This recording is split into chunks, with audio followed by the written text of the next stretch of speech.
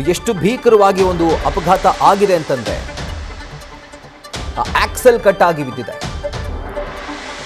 So ಕಟ್ಟಾಗಿರುವಂತಹ axle ಅನ್ನ ತಪ್ಪಿಸೋಕೆ ಹೋಗಿ car ಪಕ್ಕದ ಡಿವೈಡರ್ಗೆ ಗುದ್ದಿದೆ.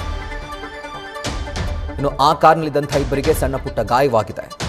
ಸೊ ಆ ಒಂದು ಆಕ್ಸಿಡೆಂಟ್ನ ತೀವ್ರತೆಯನ್ನು ಜಸ್ಟ್ ಇಮ್ಯಾಜಿನ್ ಮಾಡ್ಕೊಳ್ಳಿ. ಕ್ಯಾಂಟರ್ನ ಆಕ್ಸೆಲ್ ಕಟ್ಟಾಗಿ ಬಿದ್ದಿದೆ ಅಂದರೆ ಎಷ್ಟರ ಮಟ್ಟಿಗೆ ಅದರ ಇಂಪ್ಯಾಕ್ಟ್ ಆಗಿರಬೇಕು, ಆ ಆಕ್ಸಿಡೆಂಟ್ನ ಇಂಪ್ಯಾಕ್ಟ್ ಹೆಂಗಿತ್ತು ಅಂತ ಜಸ್ಟ್ ಇಮ್ಯಾಜಿನ್ ಮಾಡಿ. ನೋಡಿ, ರೋಡಲ್ಲಿ ಆ ಆಕ್ಸೆಲ್ ಕಟ್ಟಾಗಿ ಬಿದ್ದಿದೆ, ಕ್ಯಾಂಟರ್ನ ಆಕ್ಸೆಲ್. ಸೊ ಅದನ್ನು ತಪ್ಪಿಸೋದಕ್ಕೆ ಹೋಗಿ ಮತ್ತೊಂದು ಕಾರು ಡಿವೈಡರ್ಗೆ ಡಿಕ್ಕಿ ಆಗಿದೆ. ಬಟ್ ಆ ಕಾರ್ನಲ್ಲಿದ್ದವರಿಗೆ ಸಣ್ಣ ಪುಟ್ಟ ಗಾಯವಾಗಿದೆ.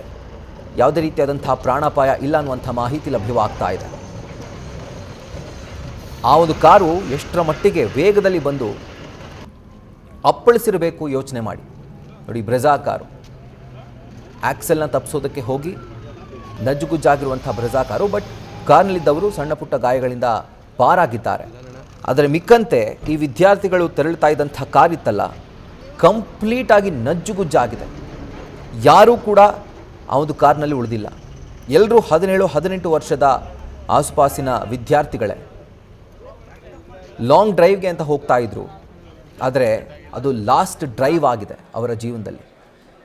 ಅಶ್ವಿನ್ ನಾಯರ್, ಅರ್ಹಾನ್ ಶರೀಫ್, ಅಯಾನ್, ಭರತ್, ಈತನ್ ಜಾರ್ಜ್, ಈ 5 ವಿದ್ಯಾರ್ಥಿಗಳು ಸಾವನ್ನಪ್ಪಿದ್ದಾರೆ. ಅದರ ಜೊತೆಗೆ ಗಗನ್ ಅನ್ನುವಂಥ ಬೈಕ್ ಸವಾರ ನೈಟ್ ಶಿಫ್ಟ್ ಮುಗಿಸ್ಕೊಂಡು ಬರ್ತಾ ಇದ್ದ.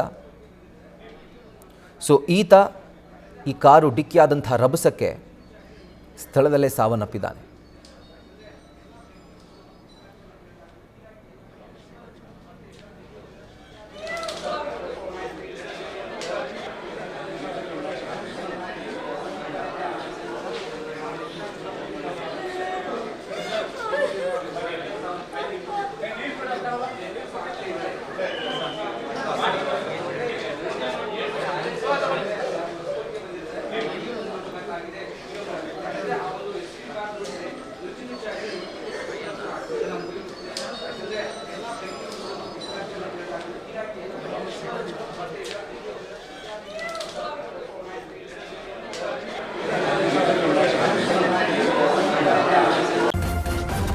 ನ್ಯೂಸ್ ಫಸ್ಟ್ ನಿರ್ಭೀತಿಯಿಂದ ನಿಮ್ಮ ಪರವಾಗಿ.